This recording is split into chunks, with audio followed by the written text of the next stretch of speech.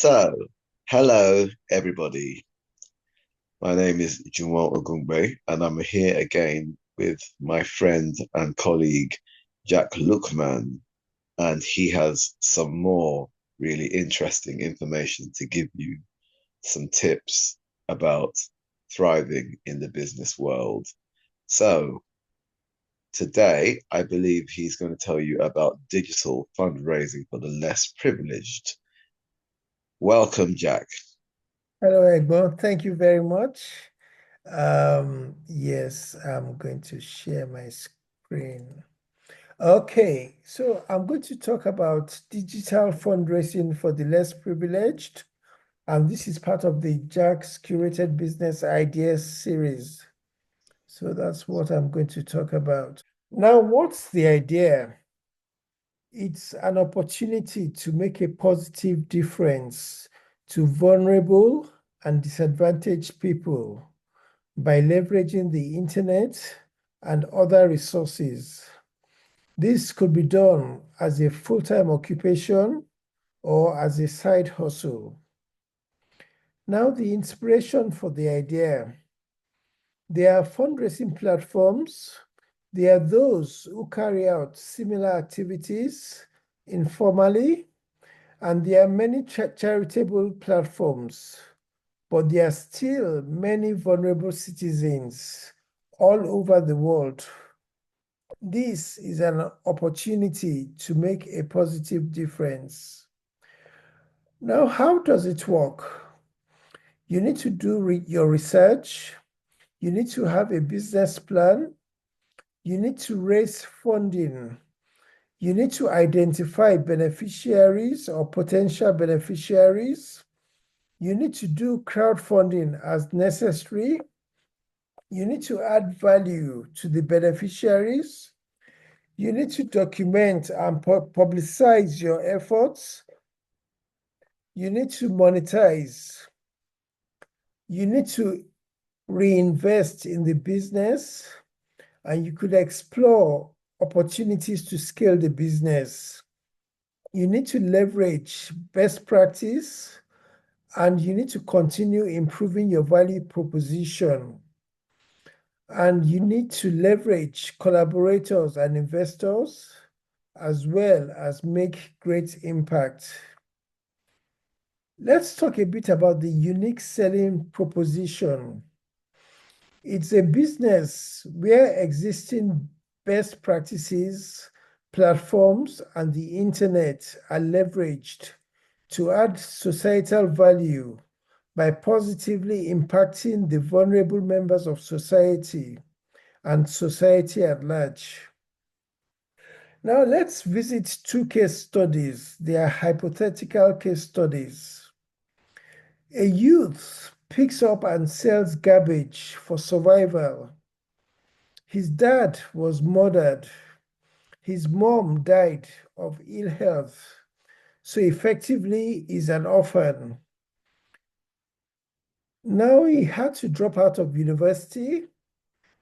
His desperation sometimes forces him into drug trafficking. His life is fading.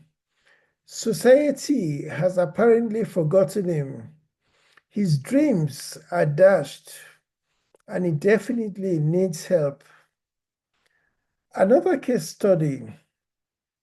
An elderly man lives alone. He barely survives on charity. His home is in shackles. He has no children. He's emaciated. He prays for divine intervention. His pension was consumed by officials. He worked throughout his youth. The system has failed him, and now he can't wait to die. Those are some two case studies which are food for thought. Now, the business model. You could do the business as a charity or non-governmental organization. You could do it as a social enterprise or maybe as a business. But I think the one that is best suited for this is either a social enterprise or maybe a charity. Now, the importance of integrity. Your integrity could make or break you and your business brand. Make every effort to build and retain trust. Be upfront about your value proposition and manage expectations effectively. As for the funding, you could explore getting funding from government, from investors, from collaborators, or maybe through bank loans, through donors, through sponsors, through crowdfunding, etc. Now let's talk a bit more about collaborators and investors. You might explore businesses, sponsors, philanthropists, non-governmental organizations, government, and individuals, etc. Now you need to have a budget. I suggest that you start small and then grow big. You need to take into account costing. You need to know the amount required periodically, whether weekly, monthly, quarterly, annually, etc. Now, the profit sharing formula. A profit sharing formula could be agreed by relevant stakeholders, or the profit sharing formula app could be leveraged. Now, research and development. Research the market, research competitors, research if there is a need for the service. Now, could you break even or could profit or make profit? Are there government regulations? Are there risk factors? Are there benefits to concerned parties? Could the business be self-sustaining? And then you need to find out what are the requirements, etc. Now, competitor research. Is there one already, is there anybody already executing a similar business model? Are there potential learnings from what they do? Is there space for you in the marketplace? Could you add value to the business proposition? Is your proposition competitive? Is the market saturated? Is there a need for the service? Who are your competitors? That's both direct and indirect, etc. Now, does it matter if this idea isn't new? No, it doesn't matter. There's apparently a lot of opportunity to make a difference, especially in poorer communities. Let's talk a bit about legalities. You need to have terms and conditions in place. You need to have sanctions in place for those who go against the rules. You need to have agreements and contracts in place. You need to be aware of regulations and regulatory bodies, and you need to comply with whatever the regulations are, etc. Now, a little disclaimer. This is just a business idea. You'll need to carry out your due diligence before embarking on this business. You need to perfect the idea and thereafter hopefully reap the rewards. This is just an idea and nothing is guaranteed. Now let's talk a bit about fraud and fraud mitigation. You need to carry out due diligence. You need to put systems and structures in place. You need to think about prosecution. That means if there is fraud, you might consider prosecution. That way, people are not incentivized to commit fraud. and you need to have sanctions in place for those who commit fraud. Now, regulatory bodies. You need to research relevant regulatory bodies as well as industry regulations. You need to endeavor to comply. Otherwise, there might be sanctions against yourself and your business. Now, let's talk a bit about best practice. You need to research and leverage best practice in and out of the industry, and you need to avoid pitfalls. Now, added value to clients. Now, apart from raising money to support the client, you might consider training and development as necessary. You might consider online education for the clients. You might consider signposting them to other services that might add value to them. You might consider mentoring and coaching the clients. You might consider leveraging opportunities, for the clients. So those are some of the added value that you might give to the clients. Now let's talk about benefits and opportunities. Adding societal value, that's part of the benefits that might accrue from this business opportunity. Helping the vulnerable, job opportunities, making a difference, worthwhile legacy, scaling the business, monetization, crime reduction, opportunities for governmental tax, etc. Now let's talk about weaknesses and threats. There might be non-engagement from the people you are trying to help. There might be work-related hazards.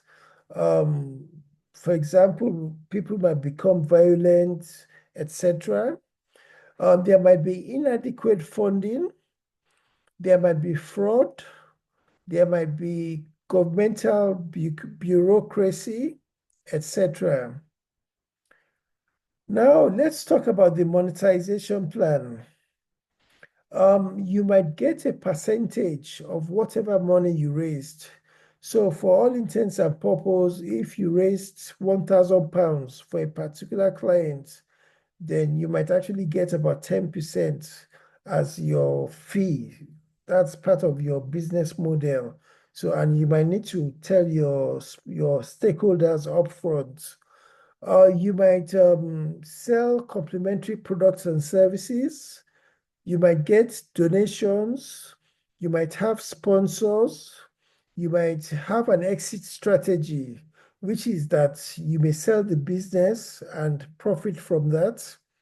And then you might do merchandising, that is selling different products and services through your platforms. Now, scaling. You might consider replication in other locations. So, for example, if you done it successfully in one particular location or one particular city, you might replicate the business model in different locations. You might also consider partnerships. There might be people or organizations that may want to partner with you. You might consider having a franchise whereby franchisees can pay you money periodically to use your business name or your brand, and you can monetize through that. You can also optimize the value chain. So, for example, during the course of exploring the business, you'll identify juicy parts of the business model which you can actually replicate and optimize. So, for example, if it is the content creation part of it, which is making a lot of money for you, then you might want to replicate that content creation in multiple platforms. Now let's talk about improving your value proposition. You need to keep improving your value proposition. to keep getting better at what you do. That way, you could be more impactful and make more money. Now, let's talk a bit more about complementary products and services. You could do online training. You could explore affiliate marketing on your digital footprints. You could explore empowerment products and services. You could sell books. You could sell digital content. You could do public speaking, etc. Now, let's talk about leverage. You can leverage your network and connections. You could leverage the internet. You could leverage organizations. You could leverage your goodwill and reputation, etc. Now, let's talk a bit about the marketing plan. You need to have a budget for your marketing. This might be a weekly, monthly, quarterly, or annual budget. You need to have platforms where you're going to do your marketing. This could be social media, Google, etc. You need to optimize your marketing. You need to know which marketing efforts yield the most monetary value. So, for example, if you do about 5 videos, for example, marketing videos, if only 2 of them are more effective, then you might want to replicate those two and scale those two. Another thing about marketing plan is funding. You need to have adequate funding for your marketing. Like they say, marketing is the soul of every business. You need to do content marketing. That means while you are doing content, you can also use the content for marketing. So during the course of doing your content, you're actually indirectly marketing what you do. And those who are interested can contact you. And then, of course, there is SEO, which is called search engine optimization. You could also leverage that for your marketing, etc. Now, sourcing the clients. To source the clients, you might either do that by referrals. So, for example, a community member might spot good people who will fit what you offer. So they might refer clients to you, and then you can follow up with that. You can also keep an eye out on media. So, for example, there are some platforms or some people who actually what they do is that they visit vulnerable people, and some of them post it on social media. So you can actually zoom in on such activities and follow up, and then do your due diligence. And then, of course, you can also proactively do your search maybe on the internet, or keep your ear to the ground and search for clients, suitable clients for what you do, etc. Now, like I've said, referrals can come from individuals. They can come from governmental agencies, from organizations, etc. Now, like I've mentioned, the marketing platforms, you could use social media, Google, print media, word of mouth, blogs, podcasts, influencers, etc.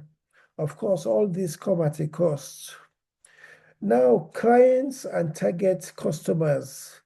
Your clients are probably going to be less privileged people, people who are poor, the less fortunate, vulnerable, destitute, etc. Now you could decide on your niche. Now your niche, you might decide to niche down onto youths, maybe children, maybe elderly people. You might make it location specific. For example, you might decide you want it to be just a particular city or maybe a particular area. You can decide on what area you want to focus on And you might even decide to make it countrywide. It's up to you. Now, we've mentioned the platforms already, social media, website, blog. Now, let's talk a bit about administration. You need to register your business either as a sole trader or limited liability company, etc. You need to have a bank account. You need to do your accounting regularly, maybe annually. You need to have an office location. Initially, this could be your home, and later on, when you expand, you might have an office. You need to have human resources, etc. Now, the requirements for this business include having a team, digital devices, funding, the relevant skills, putting in the effort, the right mindset, an office, etc. Now, some roles for your team. This include a videographer, administrator, fundraiser, accountant, a legal lead, a marketer, social media manager, training and development lead, research and development lead, the entrepreneur or project manager, a strategist, quality control, regulatory and compliance officer, content manager, etc. Now, I hope this list has not scared you. Basically, the same person can do most of these roles, or it might be done by one or two people. Now, let's talk a bit about training and development. You might want to consider regular staff training. You might want to leverage the internet for your training needs. There are platforms like Udemy, etc., that could do your training. You need to have a budget for your training and development, because by investing in training and development, that could help you take your value proposition to the next level. You also need to consider the funding for your training, and you need to make a business case, why you want to do the training and the benefits that can come from training and development, etc. Now, before we end, let's talk about transparency and accountability. It's important to be transparent in your dealings and being accountable to stakeholders. That way, you shall build trust and therefore get more investment, and that should help the business grow. By being a bit dodgy and avoiding telling the truth as it is, that will affect trust, and that might affect the amount of funding or interest in what you do. So that's the presentation in a nutshell, and thank you very much for your time. Okay, thank you. Yes, well, thank you, Jack, for that Thank really interesting and in-depth presentation.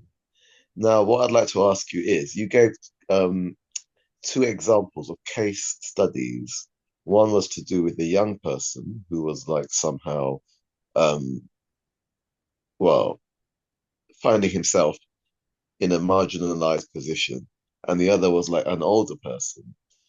Would it be possible for you to like show or tell us how one or the other, choose one of those and explain to us how all of the things that you've said here, how they would work in practice, in relation to the fundraising?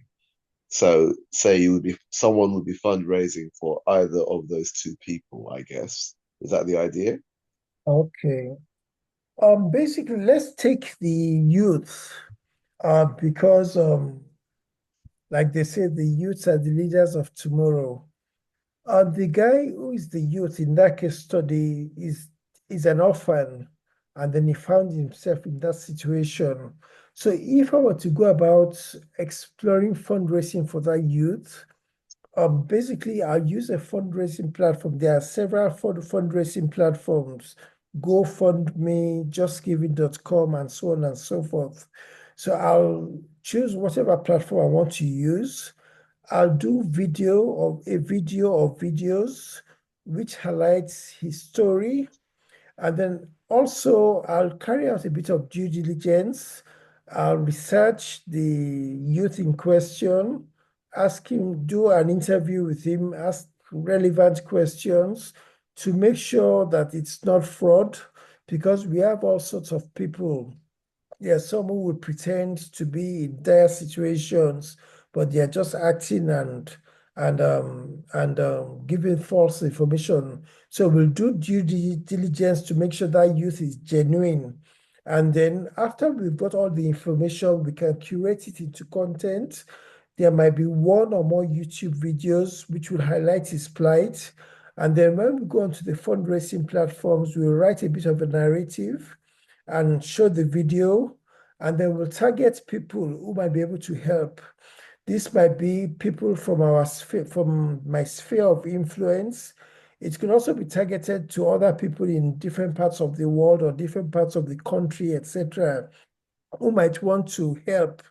And when you're doing crowdfunding, because you are reaching out to a wide variety of people, some people might chip in £5, £10, or whatever. All these little bits add up. And then when we get the targeted amount of money needed, we can use it to empower the youth. So, for example, maybe his immediate needs might be the basic needs for a human being, which is, I think, eating, food, shelter, etc. So we can find a way of solving those immediate needs. Then going forward, you want to educate someone like that. And going to a university or something like that might be expensive. So a cheaper option might be online courses. So yes, he may need a digital device, maybe a phone or something like that. So he can do his learning online. Of course, you might invest in a phone and and a network connection, and then you try and help him in that way. And then hopefully you might rent maybe a place for him, maybe for a year or something like that. And then part of the work you might do, if there's enough resources, is to mentor him and to coach him and make him more independent. So it's just like making him a better version of himself. And then hopefully, if all that succeeds, if it's a good story, you can now share that as part of one of your positive experiences on social media. And once people see that what you are doing is genuine and impactful, that will sort of encourage them to continue investing in what you are doing. So I hope that has answered your question. So yes, it has, but as a follow-on from that, I'd ask what is in it for the entrepreneur. So would it be a similar role to say like a charity, like say Oxfam or Friends of the Earth or that sort of thing, or how would it work? Okay.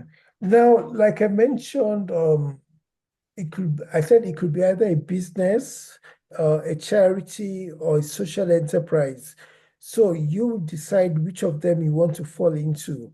But from Yeah, my that's that. Hold experience, on, sorry, that's the business model. But what I'm talking about more is, I mean, I think what I'm trying to find out from you is what is in it for the entrepreneur. yeah, yeah. So whichever business model you use, I mentioned it in the video that you probably get a percentage of whatever money you raise, maybe Mhm, 5%, maybe 2% or whatever. So that's going to be your fee. And that's part mhm, of the monetization plan. So mhm, if you decide it's going to be 2%, when you raise £100, sorry, if you decide to take 10%, just for ease of calculation, if you raise £100, £10 is just for you. So that's part of the business monetization, but that's not the only mode of monetization. You could also make more money. You could get donors, you could get sponsors, you could get collaborators, and you could have different ways of monetizing the project. So yes, there are different monetization modes, but the 10% or 5% is just part of it. And whatever monetization models you use would add to the income for the business. Okay, well, thank you for that. That makes it sort of clearer to me. So, on the whole, that would be then committing to the idea of fundraising in that type of way for whichever sort of underprivileged person or group of people, but as an ongoing sort of business. And so having a business model that's based on doing that and devising a way of working, um, an ethos, I guess, an ethos um, for such an organization. Am I right? Yes. Okay, well, thank you very much, Jack Lookman, for a very enlightening sort of discussion and presentation. And well, I'll say, well, season's greetings, compliments of the season to you and to everyone who listens to this, because we're limbering up to, well, today is the winter solstice, apart from anything else. Okay.